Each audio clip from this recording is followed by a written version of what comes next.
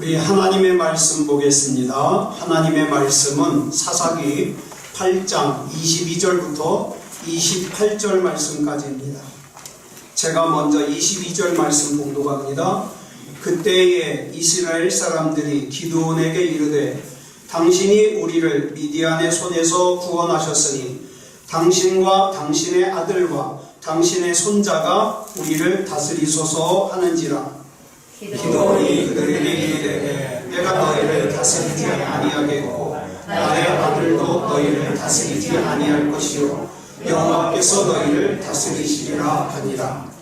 기드온이 또 그들에게 이르되 내가 너희에게 요청할 일이 있으니 너희는 각기 탈취한 귀고리를 내게 줄지니라 하였으니 이는 그들이 이스마엘 사람들이므로 금 귀고리가 있었음이라.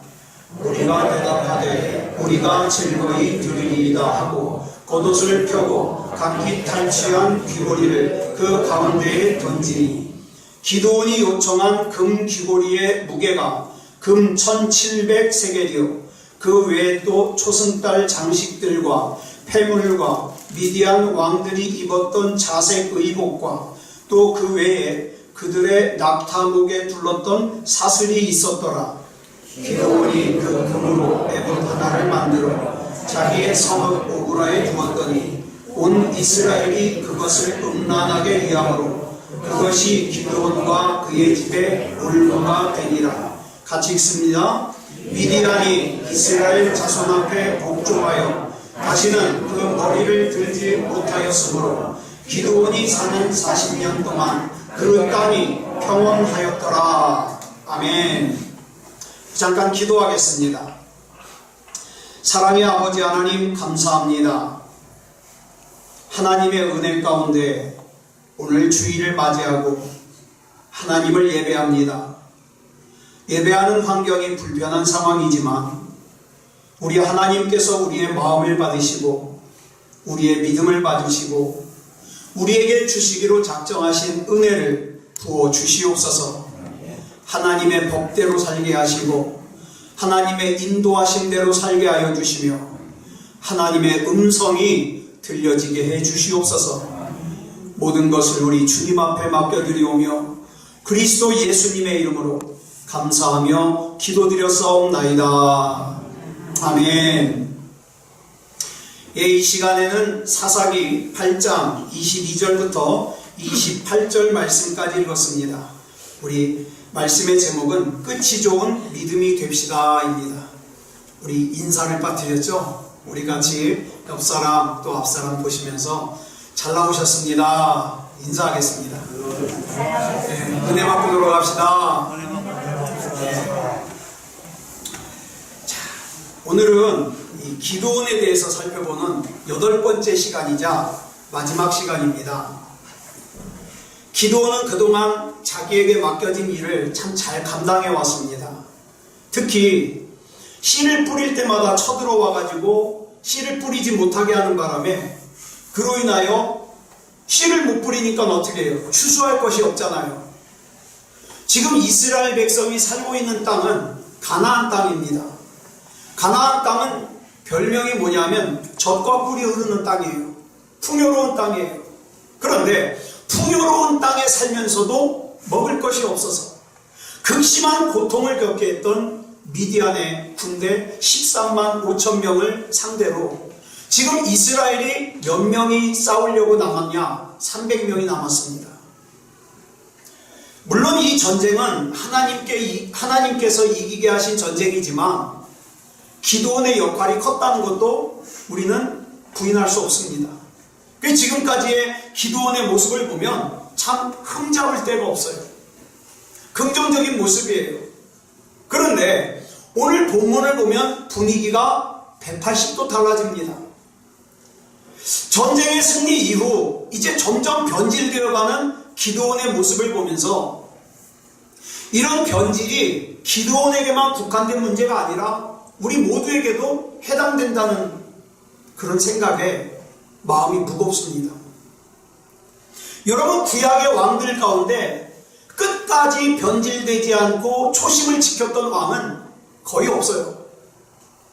갈라디아서 3장 3절을 보면 보면 뭐라 그랬냐면 성령으로 시작했다가 육체로 마치는 걸 경고하고 있습니다.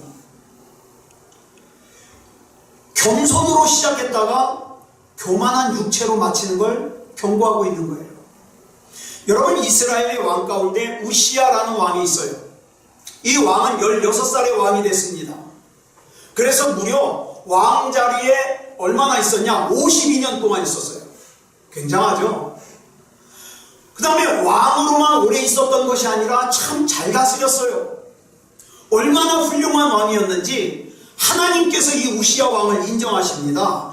역대하 26장 4절을 보니까 이렇게 기록하고 있어요. 시작. 우시야가 그의 아버지 아마샤의 모든 행위대로 여호와 보시기에 정직하게 행하며.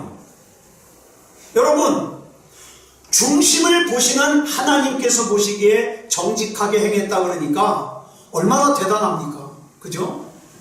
그런가 하면 8절부터 9절까지 보면 이렇게 말씀하고 있어요. 시작. 암몬 사람들이 우시야에게 조공을 바치매 우시야가 매우 강성하여 이름이 애굽 변방까지 퍼졌더라. 우시야가 예루살렘에서 성 모퉁이 문과 골짜기 문과 성 구비에 망대를 세워 견고하게 하고. 이 우시야 왕은 하나님이 보시기에 정직하게 행하기만 한 것이 아니라 정치를 참 다 잘했어요. 네? 내면도 깨끗해요. 그래서 많은 사람들이 우시야 왕을 성군이라고 떠받들어요. 그런 왕이 누구냐? 우시야 왕입니다. 대단하죠? 여러분 아시다시피 옆에 사람들 보세요. 보통 사람들이요, 내면이 영적으로 잘 되어 있는 믿음이 좋은 사람이라면 이상해요. 생활력이 약해요. 그죠? 근데 생활력이 좀 있다 싶으면 영적인 상태가 약해요.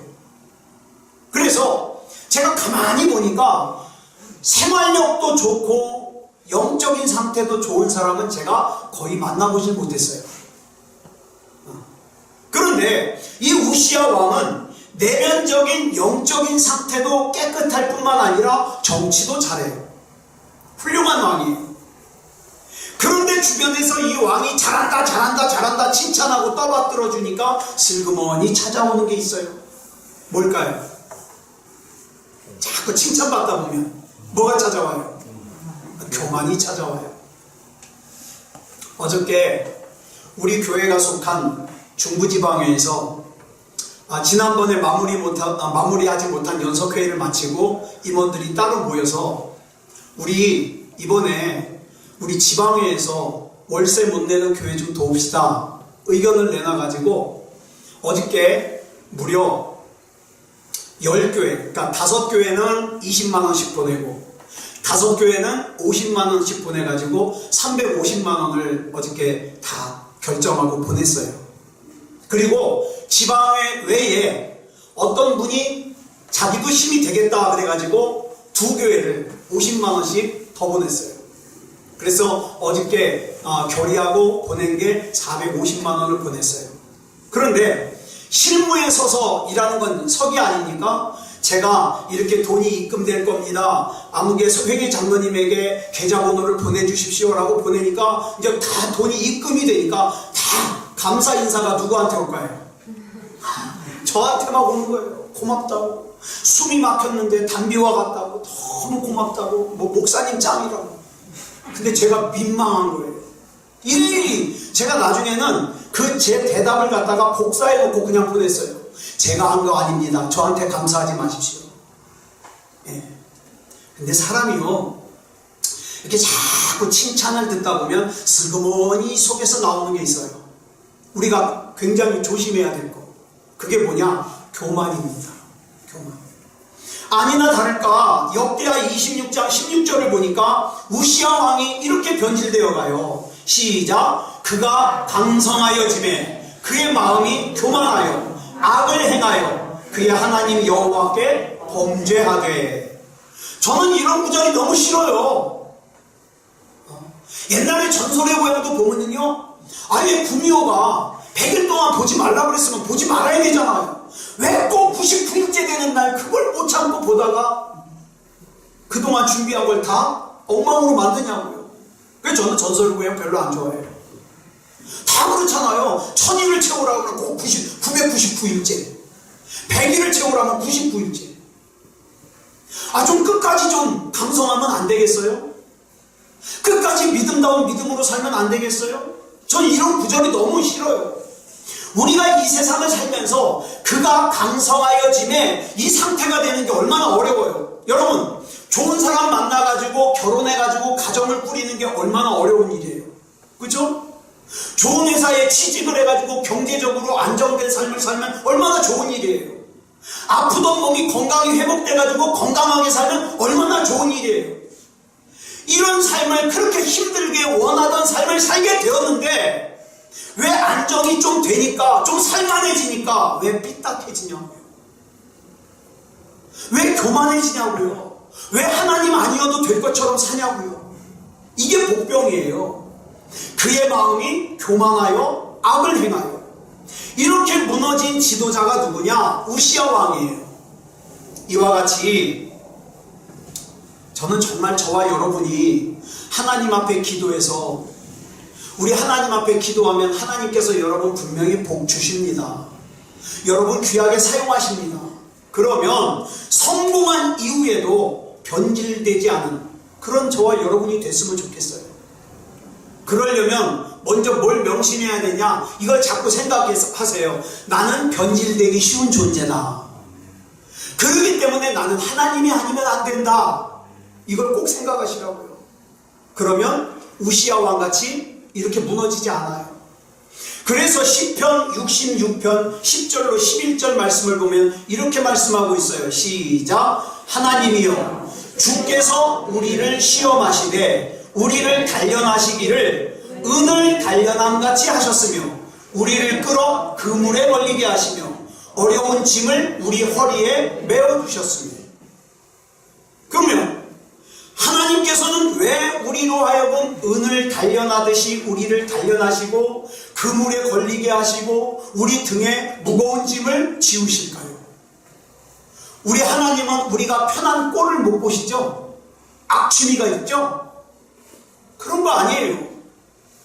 우리 하나님께서는 우리로 하여금 겸손하게 하셔서 하나님이 아니면 안 되는 인생을 끝까지 살게 하시려고 그런 거예요. 그래서 내가 강성해진 것 때문에 자만해가지고 하나님을 무시할 것 같으면 차라리 강성해지지 않는 것이, 성공하지 않는 것이, 경제적으로 부족하게 사는 것이 더 나아요.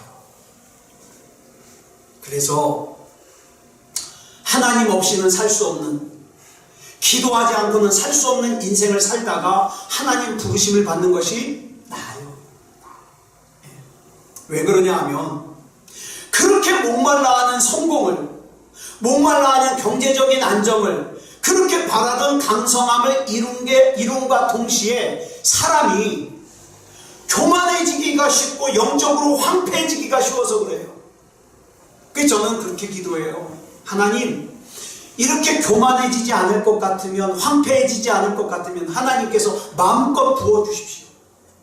그러나 넘어질 것 같으면 스톱해 주십시오. 차라리 성공하지 않는 것이, 경제적으로 어려운 것이, 연약하게 사는 것이 하나님 보시기에는 유익할 수가 있다, 이 말이에요. 그래서 저와 여러분은 항상 기억해야 될 게, 나는 변질되기 쉬운 존재다. 이걸 기억하시기 바랍니다. 변질되지 않을 정도로만 물질을 주시옵소서. 변질되지 않을 정도로만 강건하게 주시옵소서. 이 기도가 필요하겠죠. 그런가 하면 두 번째로 우리가 기억해야 될 경고는, 우리는 이렇게 변질되기 쉬운 존재인데 이 변질은 놀랍게도 작은 거로부터 시작돼요. 작은 것으로부터. 여러분, 우리나라 사람 중에 왕년에 주일학교 한번 안 다녀본 사람 있어요? 없어요. 다 다녀봤어요. 그런데 왜 많은 사람들이 믿음의 자리에서, 예배의 자리에서 떠날까요? 그 출발은 작은 거로부터 시작돼요. 기드온이 신앙 연단을 통해서 겸손해지고 그 겸손을 가지고 하나님의 능력으로 300명의 용사로 13만 5천 명의 미디안과 싸워서 이기는 그 전공을 세웠습니다. 그리고 나서 그 이후로도 이 기드온의 영성이 잘 관리가 됐어요. 본문 22절 이하를 보면 알 수 있어요. 22절 보겠습니다. 시작. 그때에 이스라엘 사람들이 기드온에게 이르되 당신이 우리를 미디안의 손에서 구원하셨으니 당신과 당신의 아들과 당신의 손자가 우리를 다스리소서 하는지라. 자, 싸움에서 승리하고 돌아온 기드온에게 사람들이 열광합니다. 그러면서 기드온에게 뭐라 그래요? 당신이 우리 왕이 되어 주십시오. 그러면 우리는 당신에게도 충성하고 당신 아들에게도 충성하고 당신 손자에게도 충성하겠습니다. 그러니까 대대로 왕이 돼서 우리를 다스려 주십시오. 그랬더니 기드온이 어떻게 반응합니까? 23절 시작. 기드온이 그들에게 이르되 내가 너희를 다스리지 아니하겠고 나의 아들도 너희를 다스리지 아니할 것이요 여호와께서 너희를 다스리시리라 하니라. 그러니까 이 대답으로 봐서 기드온의 영성이 지금 건강해요. 아직 교만하지 않아요. 아직 타락하지 않았어요. 기도는 지금 자기 역할을 다 끝났다는 거예요. 그러니까 나를 우상처럼 떠받들지 말고 하나님을 바라봐라. 하나님을 바라봐라. 이렇게 영성도 살아있고 겸손하기까지 했던 기드온의 뚝이 그 바로 다음 구절인 24절에서 무너지기 시작합니다. 24절 볼까요? 시작. 기드온이 또 그들에게 이르되 내가 너희에게 요청할 일이 있으니 너희는 각기 탈취한 귀고리를 내게 줄지니라 하였으니 이는 그들이 이스마엘 사람들이므로 금 귀고리가 있었습니다. 잘 보세요.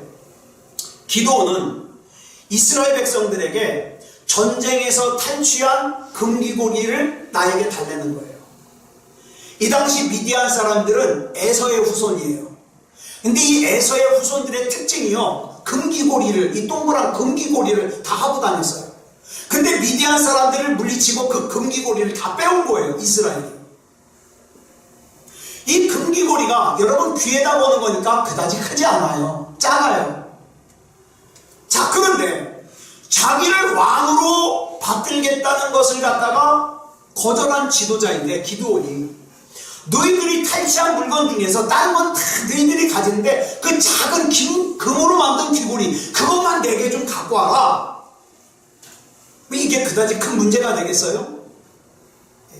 이것 때문에 이스라엘 백성 중에서 아유 우리 기드온이 타락했어 욕심 많아 그럴 사람 아무도 없어요.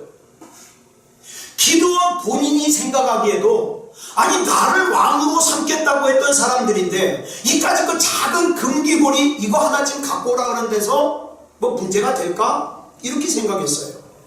그런데 이것이 어떤 결과를 가져오는가? 27절을 보겠습니다. 시작. 기드온이 그 금으로 에봇 하나를 만들어 자기의 성읍 오브라에 두었더니 온 이스라엘이 그것을 음란하게 위함으로. 그 다음에 보세요. 그 다음이 중요해요. 시작. 그것이 기드온과 그의 집에 올무가 되니라. 올무가. 제가 올무라는 단어를 국어사전을 찾아보니까 두 가지 뜻이 있어요. 하나는 새나 짐승을 잡기 위해서 만든 올감이에요. 그게 올무예요. 또 하나의 뜻이 뭐냐면 사람을 유인하는 잔꾀라고 돼 있어요. 이게 올무예요. 그리고 비슷한 단어로는 덫을 놓는다 그러죠. 덫이 있어요. 자, 그렇다면 이 올무, 덫의 특징이 뭘까요? 이건 저절로 생긴 게 아니에요. 그죠? 분명히 누군가가 놨어요. 이 올무를 만든 존재가 있어요.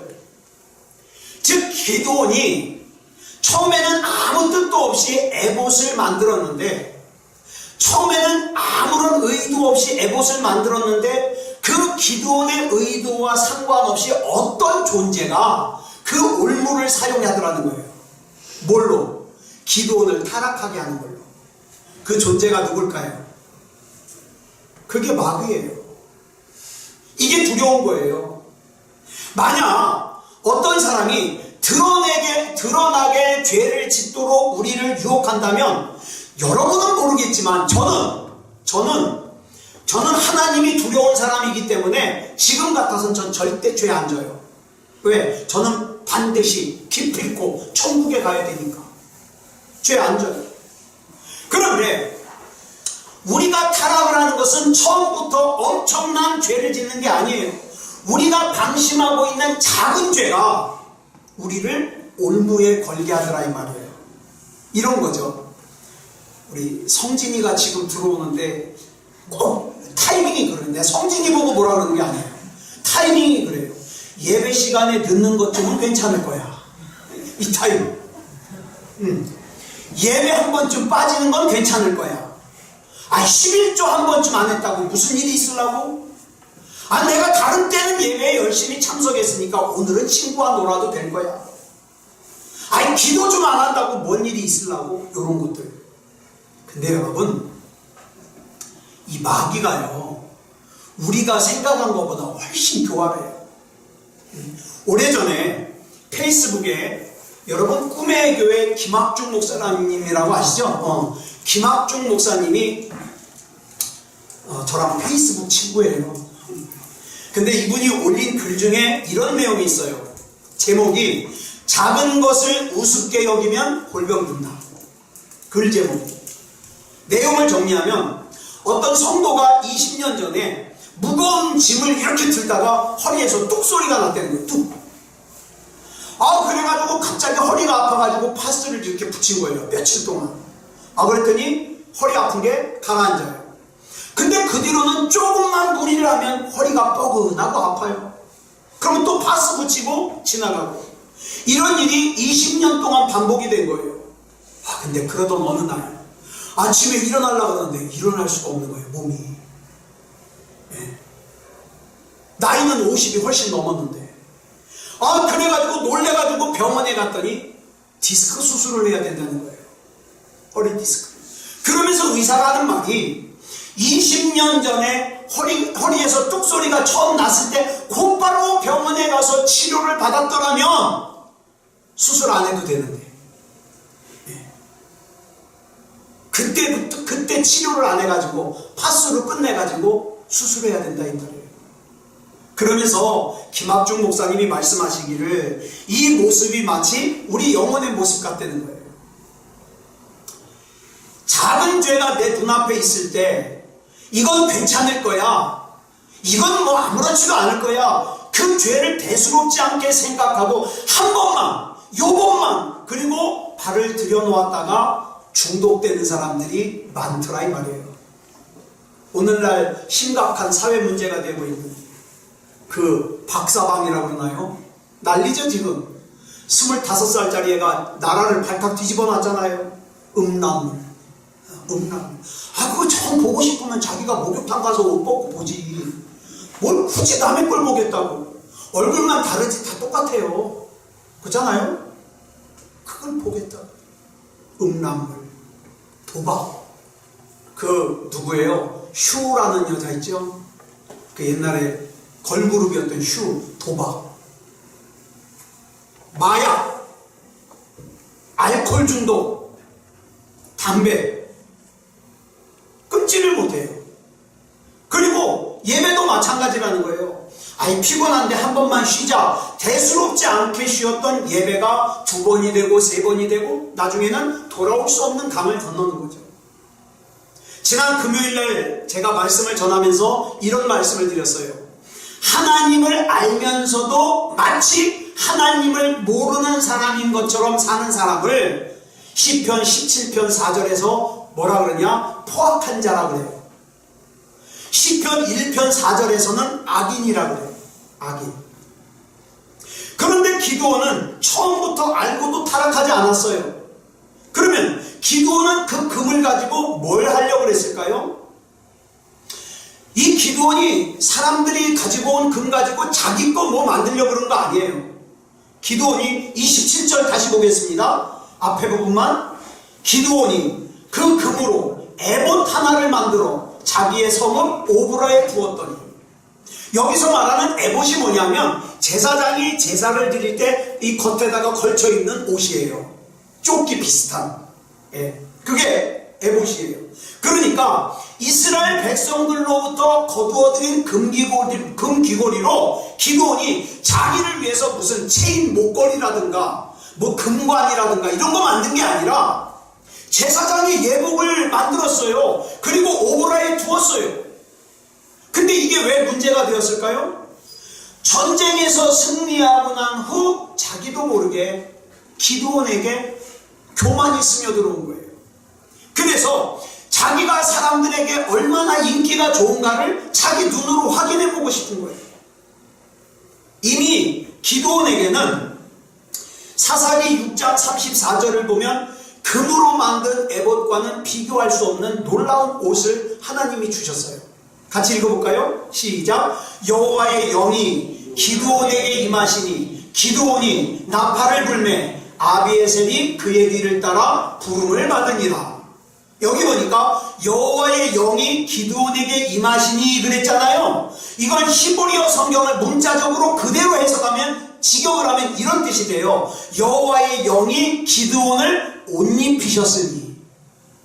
그러니까 이미 하나님께서는 기드온에게 금으로 만든 에봇과는 비교할 수 없는 여호와의 영으로 옷을 입혀주셨어요.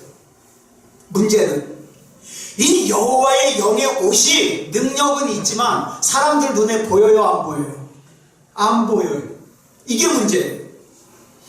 내가 성령이 충만하다는 것을, 내가 믿음이 좋다는 것을 누가 좀 알아줬으면 좋겠는데 이게 보여야 말이죠.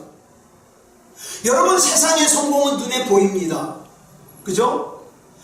그래가지고 어떻게 해요? 목사도 그래요. 목사가 목회 잘했다 그런 걸 알려면 교회 건물도 좀 커야 되고, 성도들도 좀 많이 모여야 되고, 교회 재정도 좀 많아야 되고, 뭐 좋은 차를 타고 큰 집에 살고 뭐 이러면 저 사람은 참 성공한 사람이야. 이렇게 봐주겠는데 성령께서 입혀주신 옷은 눈에 보이질 않아요. 보이질 않아요. 그러니까 사람들에게 보이려면 뭐가 필요해요? 금으로 치장한 예복이 필요한 거예요. 그래가지고 자고로 이단의 교주들은 다 뭘 입더라? 이단의 교주들 그거 보셨어요? 문선명이도 그렇고 이만희도 그렇고 꼭 하얀 양복 입어요. 나도 하얀 양복을 입으면 교회가 좀 성도들이 보이려나? 하얀 양복에 흰 구두를 신고 꼭 백마를 타고 사진을 찍어요. 정명석이도 이만희도 문선명이도. 이게 요한계시록에 나오는 흰 말이 상징하는 게 있거든요. 그래서 제가 인터넷에서 신천지에 있다가 나온 애가 얘기하는 걸 이렇게 들었는데 도대체 그걸 왜 속는지 전 진짜 이해가 안 가서 그 아이들이 하는 걸 들었는데 그 아이들이 하는 말이 그거예요. 자기네들은 신천지 안에서 이만희를 하나님의 대통령으로 불렀대요. 하나님의 대통령. 그리고 자기네들은 하나님 나라의 군대래요. 그래가지고 이만희가 나오면은요, 자기네들은 막 운대요. 마치 김정은이 나타나면 북한 사람 울듯이. 근데 그 사람이 하는 말이 그거예요. 진짜 운대요. 감동해서. 그래서 자기는요, 북한 사람들이 김정은 나왔을 때 막 우는 게 자기 이해가 된대요.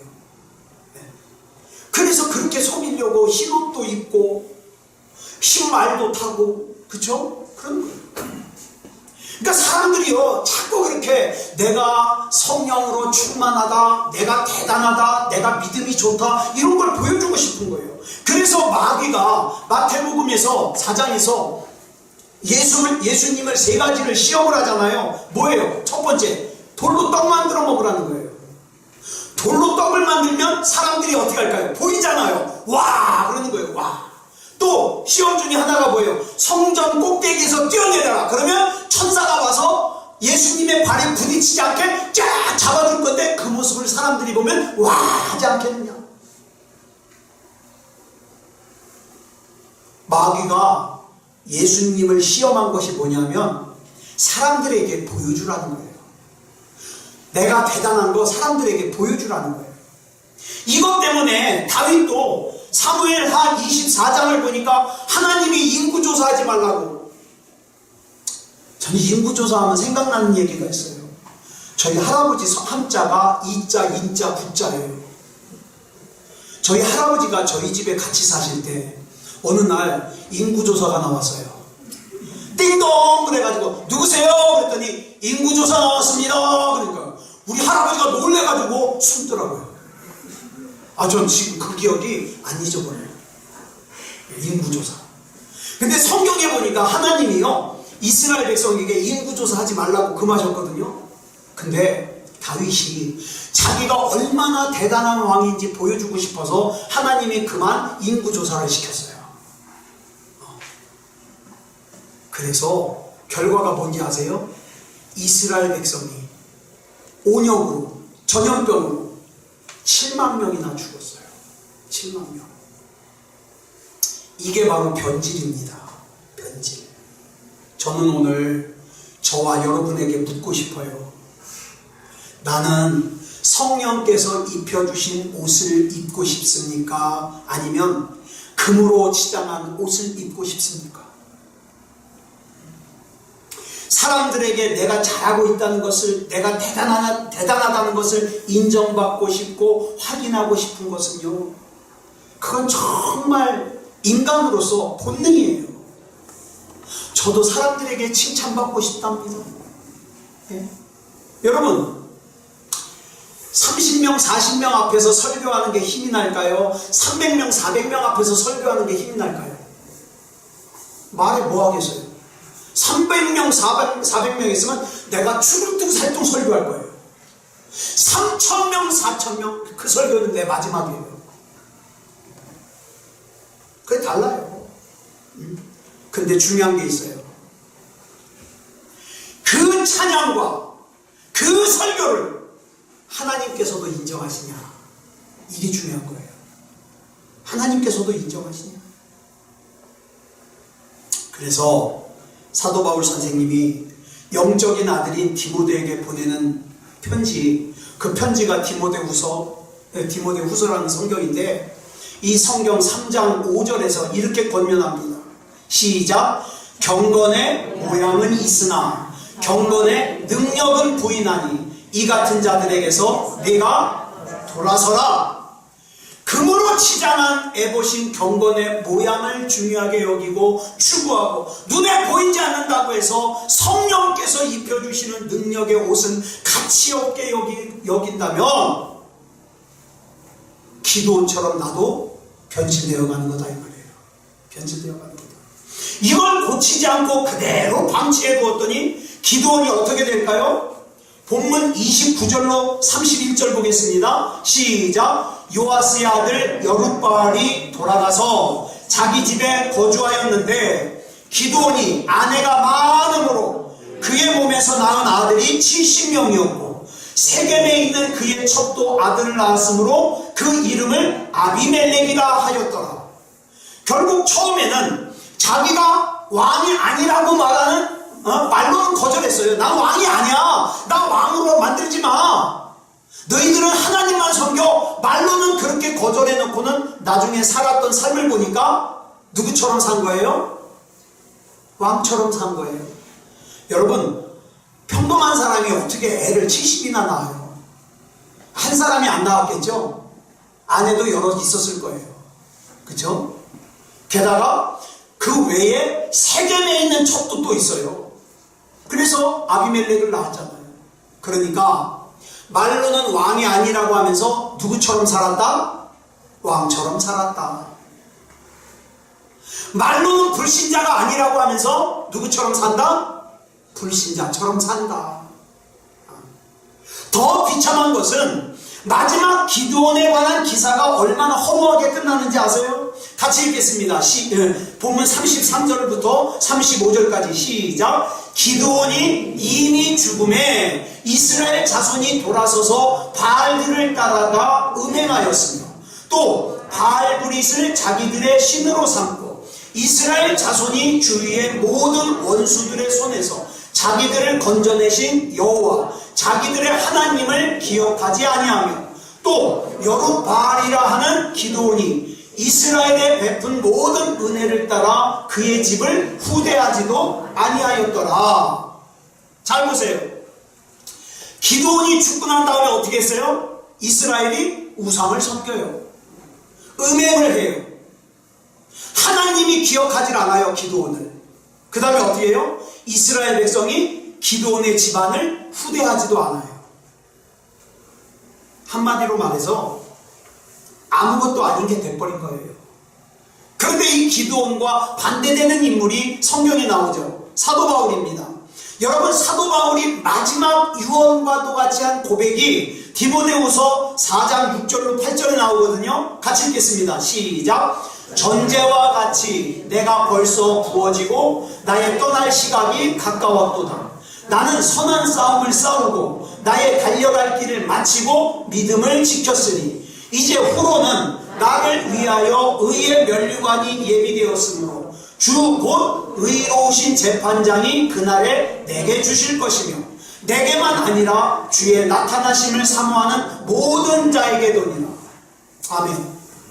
여기 보니까 사도 바울이 자기가 전제와 같이 부어졌다 그래요. 여기 보니까 앞에 자기가 전제와 같이 부어졌다. 전제가 뭐냐면 구약에서 제사를 지낼 때에 그 제사 드리는 제물 위에다가, 이 제물은 이제 불에 태워야 되는 제물이에요. 이 제물 위에다가 독한 포도주를 부어요.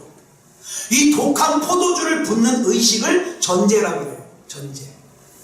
바울이 자기의 인생이 전제와 같이 부어졌다는 것은 예수님께서 제물이 돼가지고 모든 사람을 구원하는 제사를 드릴 때 자기 인생이, 자기 삶이 예수 그리스도라고 하는 제물 위에 자기 인생을 통째로 부음으로 말미암아 예수님께서 이루시는 구원의 제사에 자기가 부어졌다 이 말이에요.